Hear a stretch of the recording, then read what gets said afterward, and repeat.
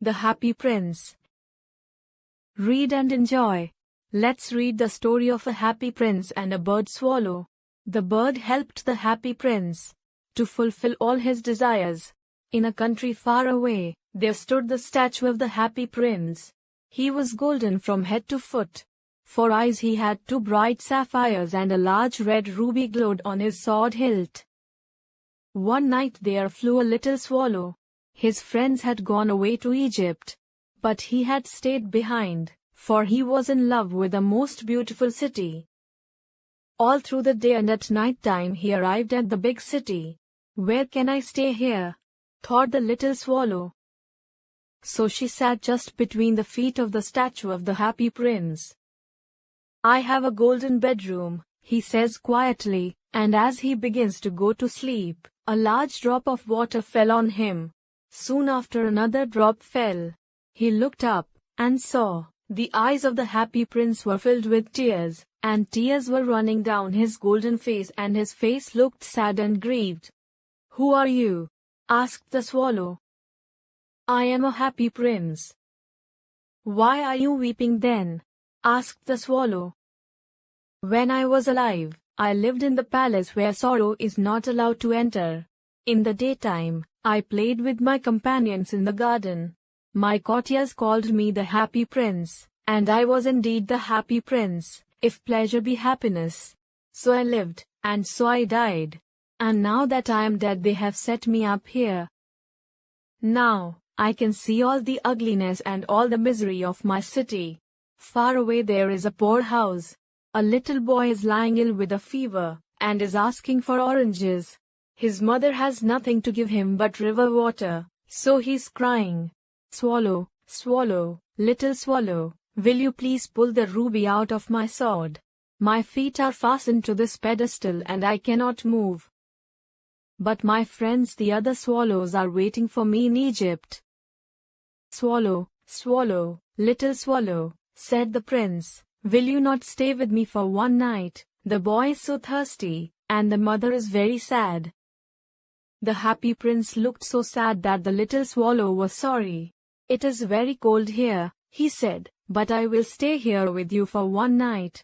"Thank you, little swallow," said the prince. So the swallow picked out the ruby from the prince's sword, and flew away.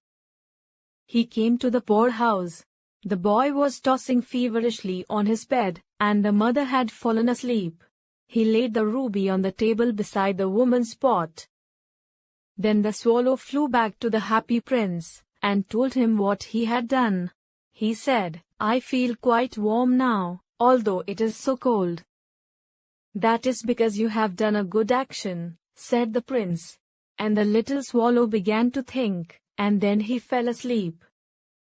The next day in morning he flew down to the river and had a bath. "Tonight I will go to Egypt," said the swallow, and he was in high spirits. He visited all the public monuments, and sat a long time on top of the church steeple. When the moon rose he flew back to the happy prince. "Swallow, swallow, little swallow," said the prince, "will you stay with me one more night?" "All will be waiting for me in Egypt," answered the swallow.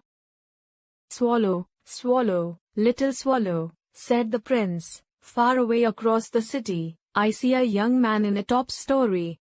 He is leaning over a desk, his hair is brown, and his lips are red. He's trying to finish a play for the theater, but he's very cold and hungry, and he can't write anymore." "I will stay with you one night," said the swallow. "Shall I take him another ruby too?" "Sadly, I have no ruby now," said the prince. "Now I have only the sapphires in my eyes. They were brought from India. Pull out one of them and take it to him. He will sell it, and buy food and firewood, and finish his play." "Dear prince," said the swallow, "I can't do that." But the prince insisted. So the swallow took out the prince's eye, and flew away to the young man. The young man had his head and hands on the table, and when he looked up he found the beautiful sapphire lying on the table. He cried, "This is from some great admirer. Now I can finish my play." The next day the swallow flew down to the sea. First he saw a big ship arriving from a far-off country. "I am going to Egypt," cried the swallow. When night came he flew back to the happy prince. "I am here to say goodbye," he said. "Swallow, swallow, little swallow," said the prince, "please stay with me one more night." "It is winter," answered the swallow, "and the chill snow will soon be here. In Egypt the sun is hot. Dear prince, I must leave you, but I can't forget you." But the prince said, "In the town square, there is a little poor girl. She's selling matches. She has let her matches fall down, and they are all spoiled. Her father will scold her if she does not bring home some money, and she's crying. Pull out my other eye, and give it to her." "I will stay with you one more night," said the swallow, "but I cannot pull out your eye. You would be blind then." "Swallow, swallow, little swallow," said the prince, "do this for me." So he pulled out the prince's other eye, and darted down with it and gave the jewel in the girl's hand. "What a lovely bit of glass!" cried the little girl, and she ran home, laughing. Then the swallow came back to the prince. "You are blind now," he said, "so I will stay with you always." "No, little swallow," said the poor prince, "you must go away to Egypt." "I will stay with you always," said the swallow, and he slept at the prince's feet. Next day he sat on the prince's shoulder, and told him stories of what he had seen in distant lands. "Dear little swallow," said the prince, "you tell me of marvelous things, but I want to know more about my city. Fly over my city, little swallow, and tell me what you see there." So the swallow flew over the great city, and saw the rich making merry in their beautiful houses, while the beggars were sitting at the gates. He flew into dark lanes, and saw the white faces of starving children. Then he flew back and told the prince what he had seen. "I am covered with fine gold," said the prince. "You must take it off, leaf by leaf, and give it to the poor." Leaf after leaf of the fine gold, the swallow picked off and gave to the poor, and the children's faces grew rosier, and they laughed and played games in the street. "We have bread to eat," they cried. Then the snow came, and after the snow came the frost. The streets looked as if they were made of silver, everybody went about in furs, and the little boys wore scarlet caps and skated on the ice. The poor little swallow was dying from cold, but he would not leave the prince. He loved him too much. He picked up crumbs outside the baker's door when the baker was not looking, and tried to keep himself warm by flapping his wings. But at last he knew that he was going to die. He had just enough strength to fly up to the prince's shoulder once more. "Goodbye, dear prince," he murmured. "I am glad that you are going to Egypt at last, little swallow," said the prince. "You have stayed too long here." "It is not to Egypt that I am going," said the swallow. "I am going to the house of death. Death is the brother of sleep." And he kissed the happy prince, and fell down dead at his feet.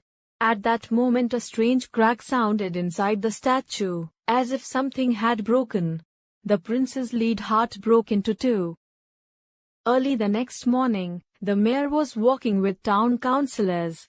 As they passed the column, he looked up at the statue and said, "How shabby the happy prince looks."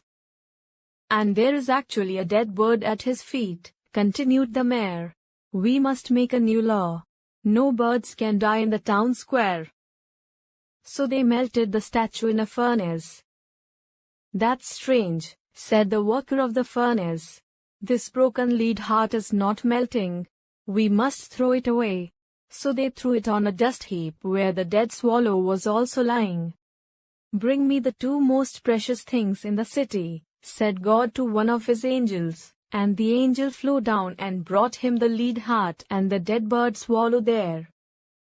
"You have rightly chosen," said God. "Now this bird can happily sing in my garden, And the happy prince can live in my city of gold forever too. Stopping by woods on a snowy evening. Whose woods these are I think I know. His house is in the village, though he will not see me stopping here to watch his woods fill up with snow. My little horse must think it queer to stop without a farmhouse near, between the woods and frozen lake, the darkest evening of the year. He gives his harness bells a shake to ask if there is some mistake. The only other sounds the sweep of easy wind and downy flake. The woods are lovely, dark and deep, but I have promises to keep, and miles to go before I sleep. And miles to go before I sleep.